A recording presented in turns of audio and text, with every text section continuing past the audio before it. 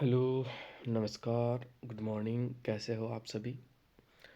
तो उम्मीद करते हैं बहुत अच्छे से आप होंगे और अपनी बेहतरीन तैयारी में आप जुटे हुए होंगे। आपके लिए खुशखबरी है कि आपकी एलडीसी की वैकेंसी भी तुरंत ही आपको देखने को मिलेगी, क्योंकि हमारे जो सीएम है उन्होंने तुरंत पूरा करने के लिए ऑर्डर दे दिए, तो तुरंत आपको देखने को मिलेगी। इसी महीने में आपका नोटिफिकेशन आने वाला है। क्लियर? लगभग 4,000 के आसपास पोस्ट है। ठीक है, अभी घटत बढ़त हो जाएगी, इसलिए मैं आपको कंफर्म नहीं बता रहा हूँ। नोटिफिकेशन आने के बाद ही पता चलेगा कितनी पोस्ट है। लगभग 4,000 पोस्ट है, तो आपकी है ही है। क्लियर? इसके अलावा मैं बात करूँ तो पशु परिचर आपका चल रहा है। इसके अलावा बहुत सारी वैकेंसीज आपकी आने वाली है। क्लियर? तो अब मैं बात कर लेता हूँ अपने चैनल के बारे में। तो देखो, कल आपका एक पेपर हुआ था, जूनियर अकाउंटेंट का पेपर। कौन सा पेपर हुआ था? जूनियर अकाउंटेंट का पेपर, जिसका सॉल्यूशन मैंने इस वीडियो के पीछे करवा रखा, आप देख सकते हो। तो उस जूनियर अकाउंटेंट के पेपर में जो राजस्थान जीके से जो सवाल पूछे गए थे ना, वो एक सवाल अपना बाहर नहीं गया था। ठीक है, आप जाके देख सकते हो। तो यही मैं करने वाला हूँ पशु परिचर में। ठीक है, अगर ये अपनी पशु परिचर वाली क्लास है, बिल्कुल पशु परिचर की जो साथ ही तैयारी कर रहे हैं ना, मैं कह रहा हूँ आप इधर उधर मत भटको, इधर यूट्यूब पे उधर यूट्यूब पे, ये गाइड लाओ, वो बुक लाओ, वो पढ़ लूँ, ये पढ़ लूँ, कहीं मत जाओ। मैं अपने 5 साल के एक्सपीरियंस से आपको बता रहा हूँ कि अगर आपको पशु परिचर बनना है ना, तो बस चैनल के साथ जुड़िए। मैं पार्ट ए भी करवाऊँगा, पार्ट बी भी करवाऊँगा आपका। ठीक है, और बाकी राजस्थान जीके से जितने सवाल बनने वाले हैं, एक सवाल आपका बाहर नहीं जाने देंगे, ये कंफर्म बात है। तो आप बिल्कुल डरिए मत, और मैं आपको प्रूफ दूंगा। इससे पहले मैंने एग्रीकल्चर सुपरवाइजर वाला पेपर आपको बताया था, उसका सॉल्यूशन पढ़ा, देख लो। सेम अपने सारे पेपरों में से आया। दूसरा, कल जूनियर अकाउंटेंट वाला, आगे वाले भी सारे पेपर बता दूंगा मैं आपको प्रूफ के लिए। बस आपको बेहतरीन तैयारी करनी है, नौकरी लगना ही है ना, तो फिर आप इस चैनल के साथ जुड़ सकते हो। इसके अलावा मेरे इस चैनल पर देखो, आरपीएससी के और आरएसएसबी बोर्ड के 200 प्लस पेपरों का सॉल्यूशन बड़ा ही शानदार तरीका से, एमसीक्यू सीरीज में भी है, व्याख्यात्मक भी है, बिल्कुल जैसे आप देखना चाहो। शॉर्ट वीडियो देखना चाहो तो भी मिल जाएंगे, लॉन्ग वीडियो देखना चाहो तो भी मिल जाएंगे। तो अब बढ़ते हैं, ज़्यादा चर्चा। ये आपका पहला क्वेश्चन है, विभीषण का मंदिर अवस्थित है। तो विभीषण का मंदिर आपका कहाँ अवस्थित, आपको बताना है। कैथून कोटा, बिनमाल जालोर, खेड़ बाड़मेर, भादरिया जैसलमेर। इसका जो आपका राइट आंसर हो जाएगा, ऑप्शन नंबर 1 आपका बिल्कुल राइट आंसर हो जाएगा। कैथून कोटा के अंदर आपका विभीषण का, भारत का एकमात्र विभीषण का जो मंदिर है आपका, वो यहीं पे स्थित है, बिल्कुल आपको याद रखना। अब देखो, इसके अलावा मैं आपको इम्पोर्टेंट फैक्ट बता देता हूँ। सबसे पहले तो मैं आपको बता देता हूँ, कोटा के अंदर जो इम्पोर्टेंट मंदिर है ना, वह काफ़ी सवाल बनते हैं वहाँ से। जैसे एक तो है आपका कणसुआ शिव मंदिर, वो भी कहाँ स्थित है? कोटा में। नोट करते जाना आप, कणसुआ शिव मंदिर, ये भी आपका कहाँ पड़ता है? तो ये आपका कोटा में पड़ता है। एक आपका चार चौमा शिव मंदिर, ये भी आपका कहाँ पड़ता है? तो ये भी आपका कोटा में पड़ता है। एक है आपका मथुराधीश जी का मंदिर। कौन सा? मथुराधीश जी का मंदिर, ये भी आपका कहाँ पड़ता है? कोटा में। क्लियर? विभीषण का मंदिर मैंने आपको बता दी। इसके अलावा एक आपका है बूढ़ा तीर्थ का मंदिर। कौन सा? बूढ़ा तीर्थ का मंदिर, बूढ़ा तीर्थ का मंदिर, ये भी कोटा में पड़ता है। एक आपका है गेपर नाथ का मंदिर। कौन सा? गेपर नाथ का मंदिर, ये भी आपके कोटा में पड़ता है। क्लियर? तो ये जो मैंने मंदिर बताया ना, यहाँ से काफ़ी सवाल आपके बनते, सीधा ही पूछा जाता है कि ये मंदिर कहाँ स्थित है, कौन से जिले में स्थित है। आपका आंसर होना चाहिए कोटा। मैंने कोटा के आपके 4-5 इंपॉर्टेंट मंदिर बताए, ये आपको याद रखना है। अब बढ़ते हैं अगले क्वेश्चन की तरफ। अगला क्वेश्चन देख लेते हैं। क्वेश्चन नंबर 2 आपके सामने है। ये आपका पॉलिटी का है, इसका डायरेक्ट आंसर मैं आपको बता ही देता हूँ। निम्नलिखित में से किसे सबसे पहले राजस्थान के राज्यपाल का अतिरिक्त कार्यभार दिया गया था? तो इसका जो राइट आंसर हो जाएगा आपका Swaroop Singh. Option number D आपका बिल्कुल राइट आंसर हो जाएगा। नेक्स्ट अगला क्वेश्चन देखते हैं। ये भी आपका पॉलिटी से रिलेटेड है, तो ये भी मैं आपको बता देता हूँ। राजस्थान मानव अधिकार आयोग के बारे में अधोलिखित कथनों को पढ़िए। आयोग मानव अधिकारों के उल्लंघन में स्वतः ही जांच प्रारंभ कर सकता है। किसी पीड़ित की ओर से किसी अन्य व्यक्ति द्वारा आयोग की प्रस्तुत अर्जी की पर आयोग जांच प्रारंभ कर सकता है। तो इसका जो राइट आंसर हो जाएगा, दोनों ही सत्य है, दोनों ही सत्य है। ठीक है, अब अपन आ जाता है अपने राजस्थान जीके के सवालों पर। तो क्वेश्चन नंबर 4 है, राजस्थान में नगर परिषदों की कुल संख्या है 1 जनवरी 2022 तक। तो इसका जो राइट आंसर हो जाएगा आपका, बिल्कुल मैं बात करूँ तो 34 है। कितनी है अभी? 34 है। 34 नगर परिषद है, ठीक है। आगे बढ़ता है अगला क्वेश्चन। महान सीमा भ्रंश राजस्थान के किस भाग में अवस्थित है? तो महान सीमा भ्रंश आपका जो पड़ता है वो पड़ता है आपके दक्षिणी पूर्वी। ऑप्शन नंबर ए आपका बिल्कुल राइट आंसर हो जाएगा। ये आपका देखो बूंदी, बूंदी सवाई माधोपुर करौली, ठीक है, चित्तौड़ बूंदी सवाई माधोपुर करौली में आपका फैला हुआ। और ये मान सीमा भ्रंश जो है अरावली का हिस्सा नहीं है, ये अरावली को और मालवा के पठार यानी हाड़ौती के पठार को अलग करता है, बिल्कुल आपको याद रखना है ये भ्रंश एक। आगे बढ़ते हैं। निम्नलिखित में से कौन सा नदी या उत्पत्ति स्थान सम्मिलित नहीं है? सोम नदी बीछामेटा से निकलती, जाखम नदी छोटी सादरी से निकलती, रूपारेल नदी उदयनाथ की पहाड़ी अलवर से निकलती, बाण गंगा सेवर से नहीं निकलती। बाण गंगा जो निकलती है वो बेराट की पहाड़ियों से निकलती। कौन सी पहाड़ियों से निकलती है? बेराट से। दूसरी, सेवर की पहाड़ियों से कौन सी नदी निकलती है? तो साबी नदी निकलती है भी सेवर से, आपको याद रखना, ठीक है। सेवर की पहाड़ियों से आपकी साबी नदी निकलती है, बिल्कुल आपको याद रखना है। क्लियर? आगे बढ़ते हैं, अगला क्वेश्चन देखते हैं। राजस्थान में मुख्यमंत्री राजनीर योजना का शुभारंभ कब हुआ था? तो इसका जो राइट आंसर हो जाएगा आपका बिल्कुल 13 मार्च 2020। ये राजनीर योजना क्या थी इसके बारे में थोड़ा सा बता देते हैं। इसमें जो शहरी क्षेत्र में जो लोग रहने वाले हैं वो अगर क्या करते हैं 15,000 लीटर से पानी की कम खपत करते तो उनका बिल जो था वो माफ़ किया जाएगा, ठीक है। तो इससे ये आपकी मुख्यमंत्री राजनीर योजना का संबंध था, ठीक है। तो बिल्कुल याद रख सकते हो आप कब स्टार्ट हुई, इसका संबंध किससे? तो जल से है, शहरी क्षेत्र के जल से। क्वेश्चन नंबर 8 की मैं बात कर लेता हूँ। राजस्थान का कौन सा पन्ना खनन क्षेत्र नहीं है? तो 8 में बिल्कुल ऑप्शन नंबर डी सरवरनी है, टिक्की है, गोगुंदा है, काला गुमान है। सरवरनी है, ऑप्शन नंबर डी जो है आपका बिल्कुल राइट आंसर हो जाएगा। नेक्स्ट अगले क्वेश्चनों की तरफ बढ़ते हैं। क्वेश्चन नंबर 9 है। राजस्थान के प्रथम स्वतंत्रता सेनानी जिन्हें 1857 के स्वतंत्रता आंदोलन में अंग्रेजों ने फांसी पर लटकाया था, तो इसका जो राइट आंसर हो जाएगा Amarchand Bhatia. Option number B आपका बिल्कुल राइट आंसर हो जाएगा। आगे बढ़ता है अगला क्वेश्चन।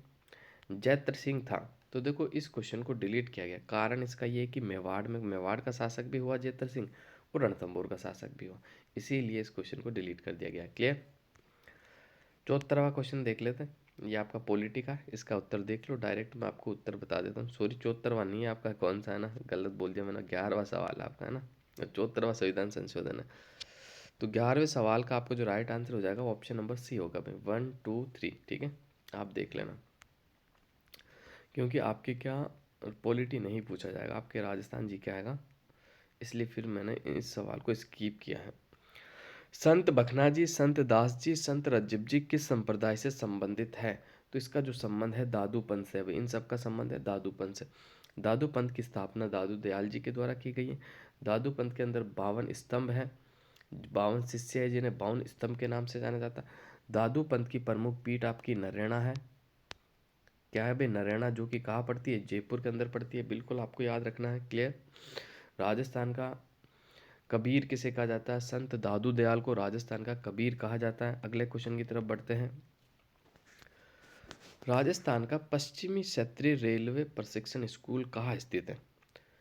तो 13 की अगर मैं बात करूँ तो डी उदयपुर में स्थित है। कहाँ स्थित है? उदयपुर में। ऑप्शन नंबर डी आपका बिल्कुल राइट आंसर हो जाएगा।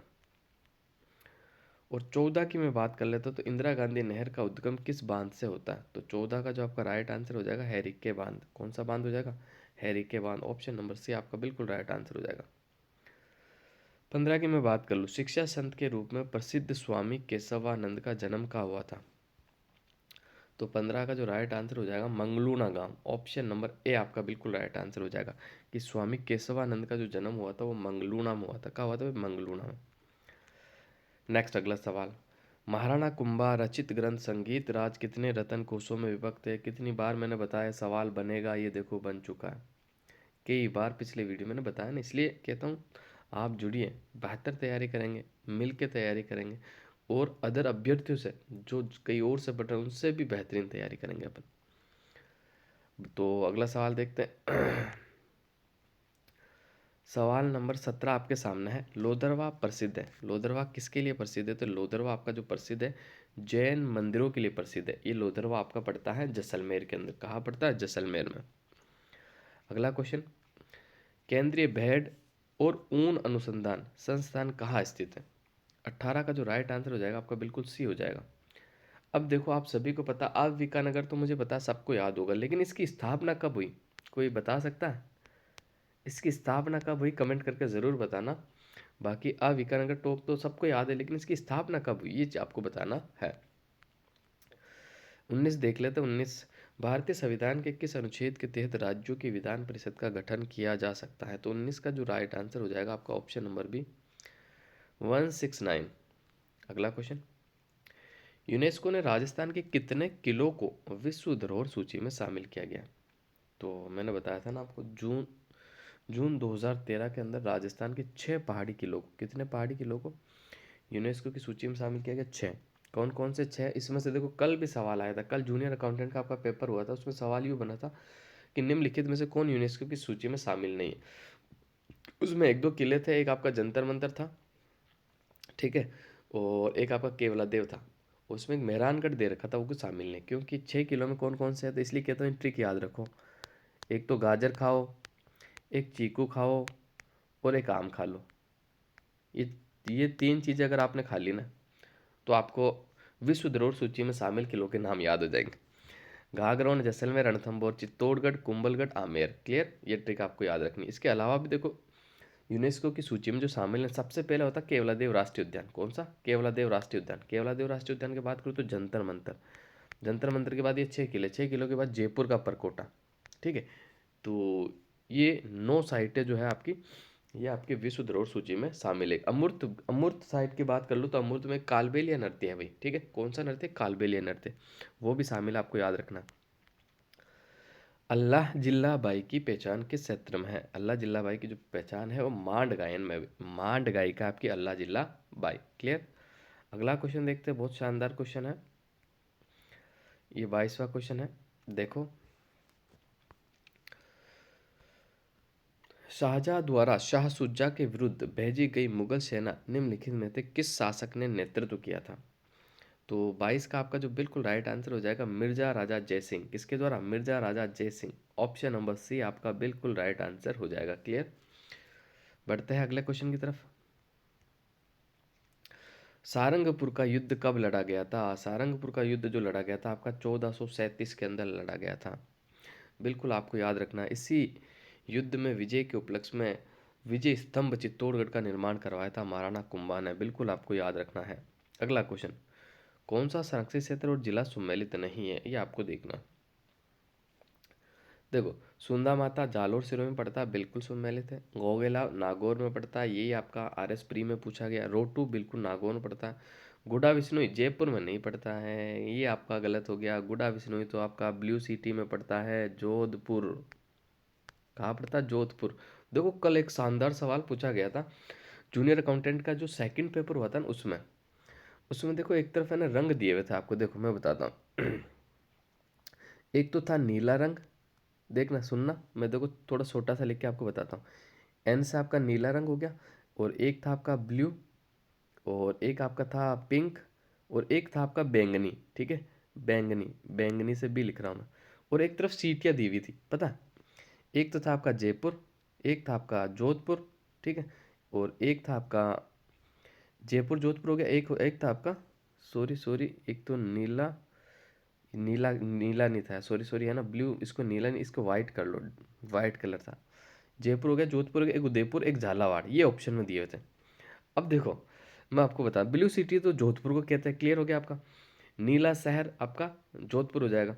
जयपुर आपकी पिंक सिटी हो जाएगी, गुलाबी गुलाबी रंग जो है वो जयपुर का हो जाएगा। वाइट सिटी यानी सफ़ेद नगरी उदयपुर को कहा जाता है। अब बचा बैंगनी रंग, बैंगनी रंग यानी बैंगनी सिटी, पर्पल सिटी जो आपकी झालावाड़ हो जाएगी। ये सवाल एग्जाम में पूछा गया था। उसी पेपर में देखो ये भी पूछा गया था कि हवा महल का निर्माण किसने करवाया? तो हवा महल का निर्माण कितनी बार मैंने बताया, 5 मंजिलें सोए प्रताप सिंह ने करवाया, 1699 में करवाया। मंजिलें भी मैंने बता रखी थी आपको। तो इसलिए कहता हूँ जुड़िए, आपका एक क्वेश्चन बाहर नहीं जाने देंगे, सब आपके लिए है, आपके लिए मेहनत कर रहे हैं, आपका सिलेक्शन पक्का होगा, कोई भी संदेह नहीं होना चाहिए। बस अपनी पढ़ाई के प्रति ईमानदारी आपको रखनी होगी। अगला क्वेश्चन देखते हैं। तो अरावली की चोटियों का सही अवरोही क्रम कौन सा है, ये आपको बताना। अब पूछा है अवरोही क्रम। अवरोही क्रम का मतलब सबसे बड़ी पहले, उसके बाद आपका छोटा, ठीक है, फिर उससे छोटी। सबसे बड़ी गुरु शिखर होगी। देखो मैं बताता हूँ, गुरु शिखर के बाद शहर के बाद आपका जरगा के बाद Achalgarh. Option number B right answer. Guru Shikhar की जो ऊंचाई 1722 मीटर है, शेर की जो है 1597 हो जाएगी, जरगा की जो है 1431 हो जाएगी, और अचलगढ़ की जो हो जाएगी 1380 मीटर हो जाएगी। क्लियर। अब बढ़ते हैं अगला क्वेश्चन की तरफ, देखते हैं अगला क्वेश्चन आपका क्या है। तो अगला क्वेश्चन भी बड़ा अच्छा क्वेश्चन है, आभूषण से आपका पूछा गया। दामना आभूषण स्त्रियों के शरीर के किस भाग में पहना जाता है, ये आपको बताना है। तो देखो 26 की मैं बात करूँ तो बिल्कुल इसका जो राइट आंसर हो जाएगा आपका, ये दामना जो है अंगुली यानी हाथ में पहना जाता है भाई, ठीक है, बिल्कुल आपको याद रखना, उंगली में पहना जाता है, ठीक है, और हाथ की उंगली में पहना जाता है, पैर की उंगली में नहीं पहना जाता। एक देखो दामना हो गया, एक आपकी है दामनी। ये दामनी आपको याद रखनी। दामनी जो है ना ये सिर पर ओढ़ी जाती है, यानी सिर के आभूषण में तो दामनी आ जाएगी, और हाथ के आभूषण में आपका दामना आ जाएगा। मारवाड़ी इलाके के अंदर, मारवाड़ क्षेत्र में दामनी सिर पर ओढ़ी जाती है। क्लियर। तो ये भी आपको याद रखना है। आगे बढ़ते हैं। मेवाड़ पुकार नामक 21 सूत्रीय मांग पत्र किसने तैयार किया था? तो 27 का जो आपका राइट आंसर हो जाएगा बिल्कुल मोतीलाल तेजावत ने तैयार किया था। किसने? मोतीलाल तेजावत ने। ऑप्शन नंबर डी आपका बिल्कुल राइट आंसर हो जाएगा। चांद तैयब राम सिंह भाटी, साहिबा ए उसना चित्रकार निम्न में से किस चित्र शैली से संबंधित है? तो इसका जो राइट आंसर हो जाएगा आपका अजमेर से। ऑप्शन नंबर बी आपका बिल्कुल राइट आंसर हो जाएगा भाई। अजमेर जो है आपका बिल्कुल राइट आंसर हो जाएगा। क्लियर। निम्नलिखित में से कौन सी कृति रचना मणि मधुकर की नहीं है? 29 की मैं बात करूँ तो बिल्कुल ऑप्शन नंबर डी जमारो नहीं है। जमारो नहीं है, बाकी पग फेरो भी है, रस गंधर्व भी है, सुधी सपनों के तीर भी है। कल यहाँ से एक सवाल यहाँ से भी बना था जूनियर अकाउंटेंट के पेपर में, कि क्या था मुझे याद नहीं आ रहा। एक सवाल इनकी रचना पूछी गई थी एग्जाम के अंदर, ठीक है, इसलिए कहता हूँ ये चारों रचनाएं आप याद कर लो। अगला क्वेश्चन है 30। महाराणा प्रताप किस सौतेले भाई को अकबर ने जहाजपुर की जागीर प्रदान की थी? तो 30 का जो आपका राइट आंसर हो जाएगा बिल्कुल option number C Jagmal Singh को दिया था। किसे दिया था भाई? Jagmal Singh. Option number C आपका बिल्कुल राइट आंसर हो जाएगा। अगला क्वेश्चन देखते हैं। अगला क्वेश्चन आपके सामने है, निम्नलिखित में से कौन सा सुमेलित नहीं है? दाबू प्रिंट तो आपका अकोला चित्तौड़गढ़ का है ही है। अजरक प्रिंट आपका बाड़मेर का हो जाएगा। उस्ता कला बीकानेर की हो जाएगी। जट पट्टी नागौर की नहीं है। जट पट्टी तो आपके बाड़मेर जसोल की है भाई। कहाँ की है? बाड़मेर जसोल। तो इसका जो राइट आंसर हो जाएगा ऑप्शन नंबर डी आपका बिल्कुल सही आंसर होगा। तीर्थ स्थल गलियाकोट किस नदी के किनारे स्थित है? तो आप सभी को पता है कौन सी नदी के किनारे स्थित है? माही नदी के किनारे स्थित है। 32 का अगर मैं राइट आंसर की बात कर लूँगा तो 32 का जो राइट आंसर हो जाएगा आपका माही नदी। गलियाकोट जो कि आपके डूंगरपुर में पड़ता है, दाऊदी बोहरा संप्रदाय का प्रमुख केंद्र माना जाता है। अगला क्वेश्चन देखते हैं 33 का। निम्नलिखित में से कौन सी पुस्तक गुज्जर प्रतिहार वंश के मिहिर भोज द्वारा रचित नहीं है? ये सवाल देखो साले ग्रंथ ऐसे कि पढ़ने में नहीं आ, कितना हार्ड सवाल पूछा था। इसका जो राइट आंसर है वो डी है भाई। मिहिर भोज ने सर्वस्व श्रृंगार प्रकाश, करते कल्पतरु और राज मर्डांड ये तो लिखे है, लेकिन धर्म संग्रह नहीं लिखा है, ठीक है। 34वें क्वेश्चन की मैं बात कर लेता हूँ। माणिक्य लाल वर्मा किस प्रजामंडल के संस्थापकों में से एक थे? तो मेवाड़ के संस्थापक थे। कहाँ के? मेवाड़। अगले क्वेश्चनों की तरफ बढ़ जाते हैं, देखते हैं इंपॉर्टेंट क्वेश्चन और है आपके। क्वेश्चन नंबर 35 आपके सामने है। कौन सा राष्ट्रीय उद्यान रामसर साइट में शामिल किया गया है? तो रामसर साइट की मैं बात कर लूँ तो केवलादेव राष्ट्रीय उद्यान, अभी मैंने आपको बताया था ऊपर ही। एकी आंदोलन की शुरुआत 1921 में मोतीलाल तेजावत ने कहाँ से शुरू किया था, ये आपको बताना है। 36 का जो राइट आंसर हो जाएगा राजस्थान का हरिद्वार मातरकुंडिया जो कि चित्तौड़गढ़ में पड़ता है, यहाँ से आपका एकी आंदोलन शुरू हुआ था। बिल्कुल आपको याद रखना है। हाँ तो साथियों अगला सवाल आपके सामने है कि शुष्क सागवान वन राजस्थान के किन जिलों में मिलता है? तो शुष्क सागवान जो वन मिलता है आपके बांसवाड़ा और उदयपुर में मिलता है। ऑप्शन नंबर ए जो है ना आपका बिल्कुल राइट आंसर हो जाएगा। अब देखो थोड़ी सी अगर मैं चर्चा कर लूँ ना कि राज्य में घनत्व के आधार पर वनों की स्थिति, देखो मैं बताया आपको, प्रशासनिक दृष्टि से राजस्थान में 3 प्रकार के वन पाए जाते हैं, आरक्षित, रक्षित, अवर्गीकृत। क्लियर। इसी तरह घनत्व के आधार पर भी राज्य में जो वन पाया जाता है वो आपके 3 प्रकार के पाए जाते हैं। देखना कौन कौन सा। एक तो है आपका अति सघन वन, अति सघन वन हो जाएगा एक। एक आपका हो जाएगा सघन वन। कौन सा हो जाएगा? सघन, मध्यम सघन वन मान लो आप, ठीक है, मध्यम सघन वन है ना। और एक आ जाएगा आपके खुले वन। तो घनत्व के आधार पर भी राज्य में वनों को 3 भागों में बांटा गया है, ठीक है। अब देखो अति सघन वन की मैं बात कर लूँ कितने एरिया में फैला हुआ, तो 78.15, और प्रतिशत की बात कर लूँ तो 0.02, ठीक है। और मध्यम सघन वन की मैं बात कर लेता हूँ तो ये फैला हुआ है 4368 किलोमीटर के अंदर, और प्रतिशत में मैं बात कर लूँ तो 1.28 किलोमीटर में प्रतिशत में ये फैला हुआ है। इसी तरह खुले वन में आपको बता देता हूँ तो राजस्थान में खुले वन सबसे ज़्यादा पाए जाते हैं। खुले वन पाए जाते हैं 12,208 किलोमीटर, 12,208 किलोमीटर। 0.16 भी है, लेकिन आप याद रख लेना।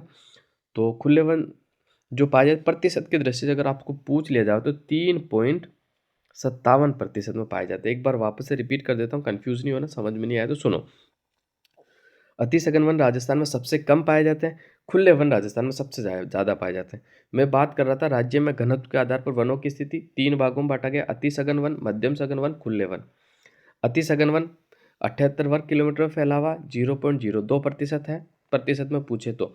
मध्यम सघन वन कितने एरिया में फैला हुआ? 4,368 वर्ग किलोमीटर में फैला हुआ, प्रतिशत में 1.28%। खुले वन की बात करूँ तो 12,208 किलोमीटर में फैला हुआ, प्रतिशत में बात करूँ 3.57, ठीक है।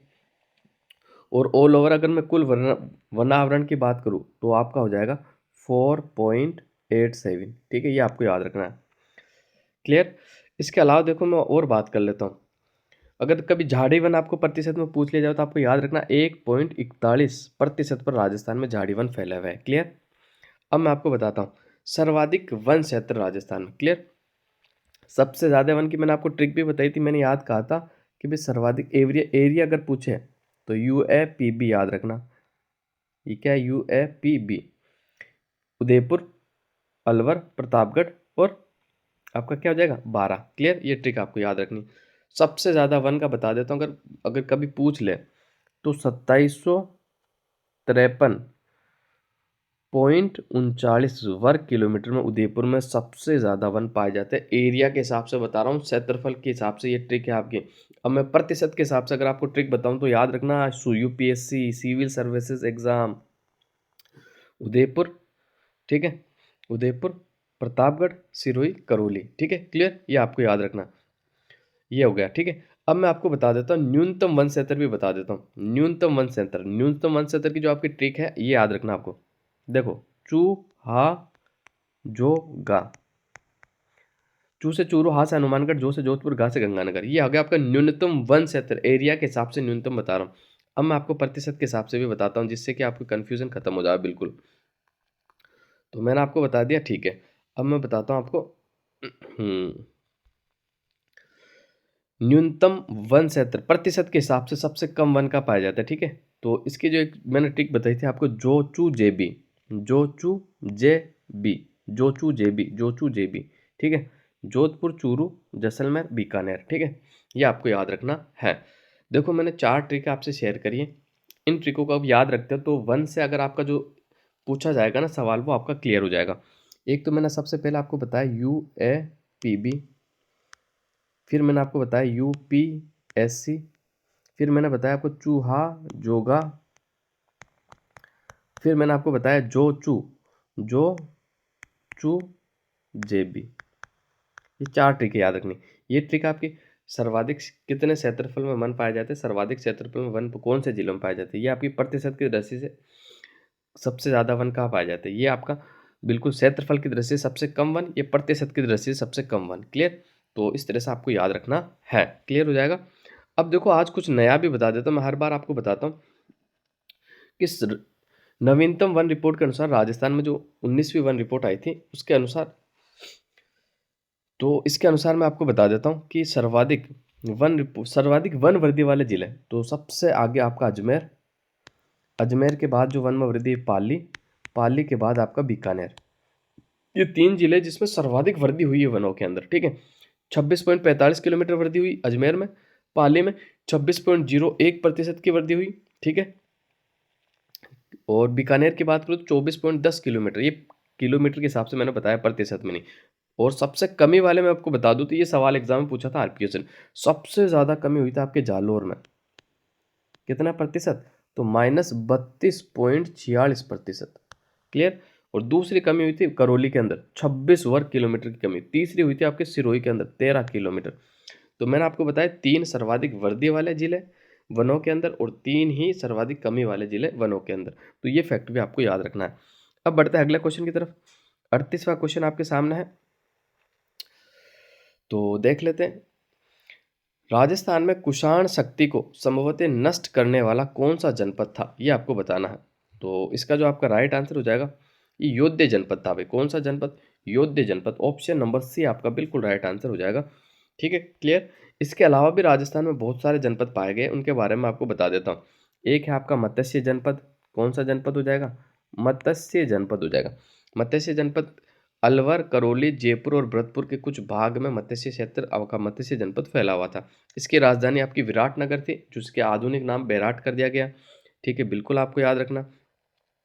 अगर यहाँ से एक फैक्ट बताऊं इंपॉर्टेंट, तो महाभारत में कहा गया कि सहाज नामक का एक राजा चेदी और मत्स्य दोनों राज्यों पर शासन किया था। कौन का? सहाज नामक राजा। तो सवाल बन सकता है। एक आपका सुरसेन जनपद हुआ भाई। कौन सा जनपद हुआ? सुरसेन। सुरसेन जनपद हुआ। तो सुरसेन क्षेत्र अलवर, धौलपुर, भरतपुर और करौली में फैला हुआ था। सुरसेन जनपद की जो राजधानी थी ना, वो मथुरा थी, ठीक है। बिल्कुल आपको याद रखना।